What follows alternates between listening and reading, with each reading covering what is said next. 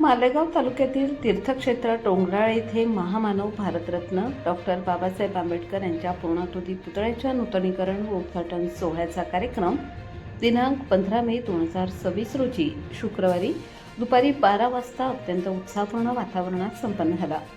या कार्यक्रमाचे आयोजन डॉक्टर बाबासाहेब आंबेडकर स्मारक समितीच्या वतीने करण्यात आले होते।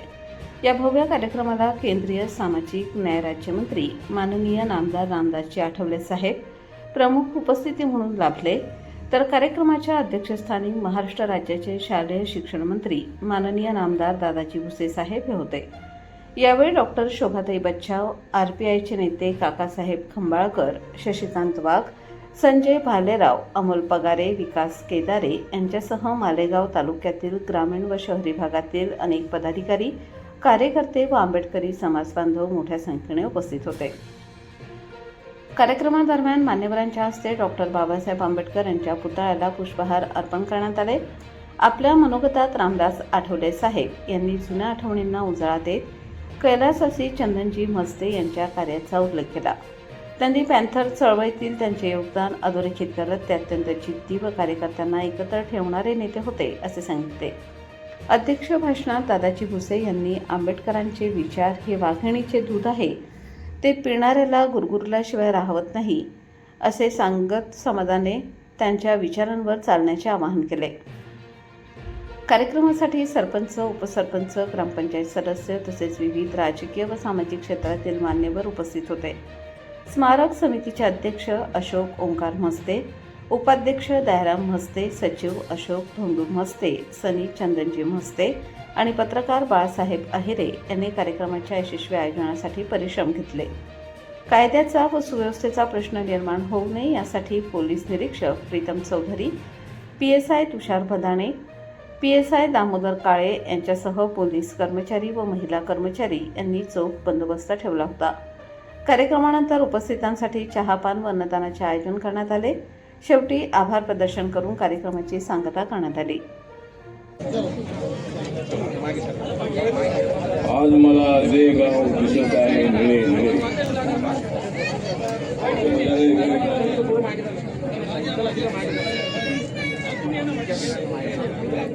आज मला जे गाव दिसत आहे निळे निळे, त्या गावाचं नाव आहे डोंगराळे।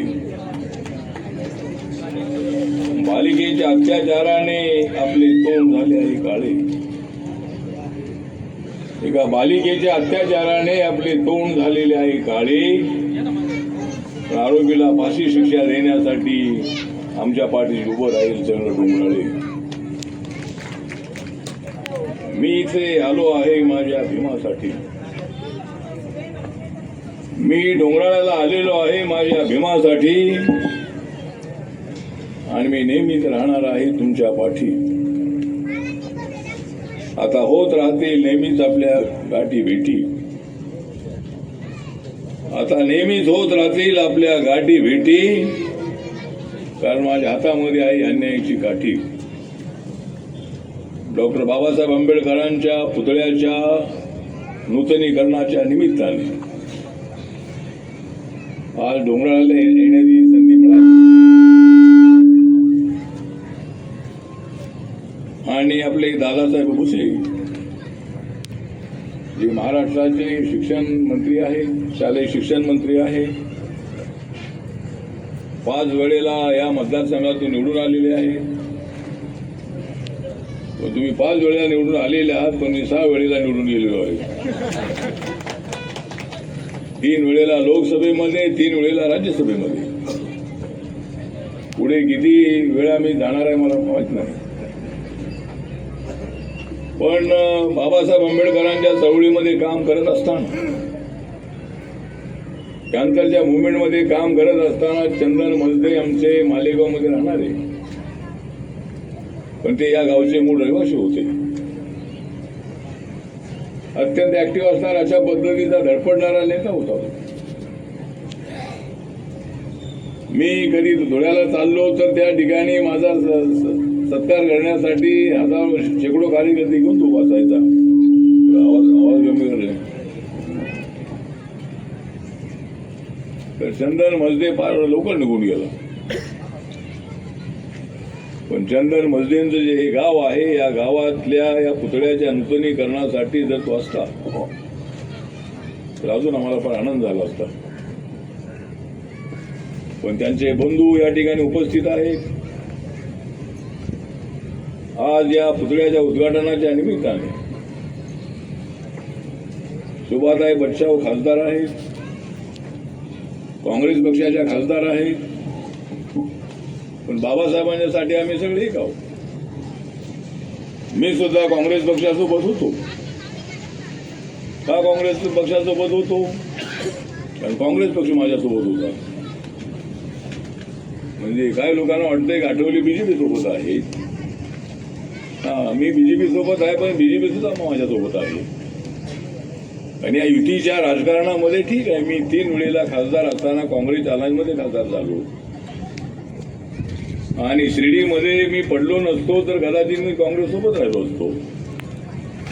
आता मला वाटतंय की मी त्या निवडणुकीत पडलो किंवा तिथल्या लोकांनी मला पाडलं किंवा बरोबर झालं. जर शिर्डीमध्ये मी पडलो नसतो तर मी तुमच्यासोबत राहिलो असतो. तुमच्यासोबत राहिलो असतो तर मी काही केंद्रामध्ये मंत्री होत नव्हतो. म्हणजे 2014 मध्ये नरेंद्र मोदीची हवा आली आणि नरेंद्र मोदी देशाचे प्रधानमंत्री झालेले. लोकशाहीमध्ये ज्याला बहुमत मिळतं आम्हाला कोणी विचारलं नसतं. बाबासाहेब आंबेडकर ही मोठी ताकद आहे. बाबासाहेबांचं संविधान हे आमच्या पाठीशी आहे. आणि जोपर्यंत बाबासाहेब आंबेडकरांचं संविधान आहे तोपर्यंत आपल्या देशाला कसली चिंता नाही. आपला समाज जो आहे तो आपला समाज शिक्षणामध्ये आता पुढे आला पाहिजे. दादासाहेब भुसे आपण शिक्षण मंत्री आहात आणि आपण सगळ्यांनी शिकलं पाहिजे. बाबासाहेबांनी सांगितलं की आपण शिकलं पाहिजे. शिकून फक्त घरात व्यवस्था का कामा नाही तर आपण संघर्ष करणं अत्यंत आवश्यक आहे आणि संघटित होणं अत्यंत आवश्यक आहे. त्यानंतरच्या मुवमेंटमध्ये काम करत असताना चंदन मजदे आमचे मालेगावमध्ये राहणारे, पण ते या गावचे मूळ रहिवासी होते. अत्यंत ऍक्टिव्ह असणारा अशा पद्धतीचा धडपडणारा नेता होता. मी कधी धुळ्याला चाललो तर त्या ठिकाणी माझा सत्कार करण्यासाठी शेकडो कार्यकर्ते घेऊन तो वाचायचा. आवाज कमी करणे. तर चंदन मजदे फार लवकर निघून गेला. पण चंदन मजलेंचं जे हे गाव आहे, या गावातल्या या पुतळ्याच्या नूतनीकरणासाठी जर तो असता तर अजून आम्हाला फार आनंद झाला असता. ज्यांच्या शुभ हस्ते आजचा हा कार्यक्रम संपन्न होतो आहे ते आपल्या देशाचे नेते आदरणीय नामदार रामदासजी आठवले साहेब, या कार्यक्रमासाठी खास उपस्थित असलेल्या आपल्या लोकसभा मतदारसंघातील खासदार सन्माननीय शोभाताई बच्चावजी आठवले साहेबांच्या सोबत आपल्या मालेगाव डोंगराळ्याला उपस्थित असलेले आदरणीय काकासाहेब खंबाळकरजी, शशिकांत भालेरावजी, रमेशजी मळासरे, राजाजी कापसे, शशिकांतजी वाघ, अमोलजी पगारे, प्रभाकरजी जाधव, राजूजी शिरसाट, रामबाबा पठारे, संजयजी भालेराव, मंचावर उपस्थित माननीय भारतजी जगताप, साहेबराव भामरेजी, शशिकांतजी वाघ, विकासजी केदारे, भारतजी चव्हाण, राजेशजी गंगावणे, नितीनजी झालटे, विनोदजी वाघ, निलेशजी आहेर. मला वाटतं डोंगराळे गावाचे सर्व सन्माननीय ग्रामस्थ, पंचक्रोशीतनं आलेले सर्व सन्माननीय नागरिक, उपस्थित बंधू भगिनी आणि खऱ्या अर्थाने आजचा हा शुभ दिवस ज्या स्मारक निर्माण समितीच्या माध्यमातून आलेला आहे, या स्मारक समितीचे अध्यक्ष माननीय अशोकजी मजदे, माननीय दयारामजी मजदे, त्यांचे सर्व सन्माननीय सहकारी, उपस्थित बंधू आणि भगिनींनो, सर्वप्रथम तर मी स्मारक निर्माण समितीचं अभिनंदन करतो. मला वाटतं की टाळ्या वाजून आपण त्यांचं अभिनंदन करूया. एकेकाळी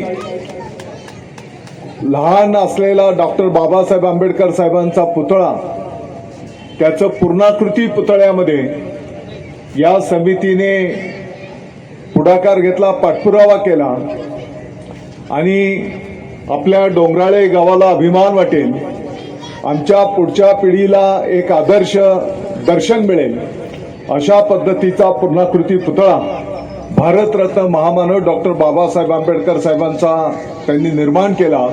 आणि म्हणून मी तालुक्याच्या सर्व नागरिकांच्या वतीने या स्मारक निर्माण समितीचं अभिनंदन करतो, त्यांचं आभार व्यक्त करतो. आज या ठिकाणी आपले केंद्रीय सामाजिक समाज कल्याण मंत्री आदरणीय रामदासजी आठवले साहेब हे आपल्या मालेगावला आलेले आहेत. मी मालेगावच्या सर्व नागरिकांच्या वतीने त्यांचं या ठिकाणी स्वागत करतो, त्यांचा आभार व्यक्त करतो.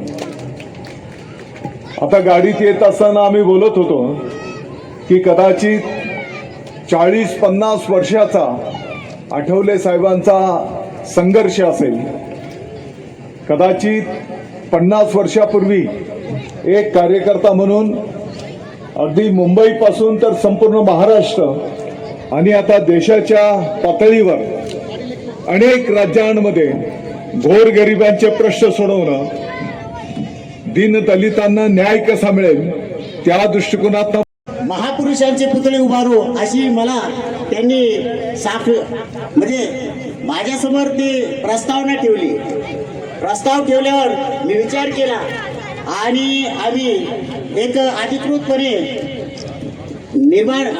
स्मारक निर्माण समिती स्थापन करून 2 ते 2.5 वर्षापासून या पुतळ्यासाठी, कारण पुतळा हा कुठल्या निधीतून मिळत नसतो, माननीय दादाजी भुसे साहेब यांनी आम्हाला चौक बाबासाहेब आंबेडकर चौक सुशोभीकरणासाठी त्यांच्या आमदार निधीतून 5 लाख रुपयाची निधी त्यांनी त्याच वेळी आज इथे जो पूर्णाकृती पुतळा बाबासाहेबांचा उभारण्यात आलेला आहे, तर त्याबद्दल मी एवढंच सांगू शकेन की ज्याप्रमाणे तुम्हाला एकलव्य माहिती आहे की त्याने द्रोणाचार्याचा पुतळा उभा करून जसं त्याने धनुर्विद्या अर्जन केली, त्याचप्रमाणे आज इथे जो पूर्णाकृती बाबासाहेबांचा पुतळा उभा करण्यात आलेला आहे, त्याची प्रेरणा घेऊन या गावातील प्रत्येक स्त्री, पुरुष, लहान बालक सर्वांनी शिक्षण ग्रहण करून उद्याचे भव्य दिव्य असे नागरिकत्व त्यांनी उभारावे, हीच माझी ह्या प्रसंगी सर्व गावकऱ्यांना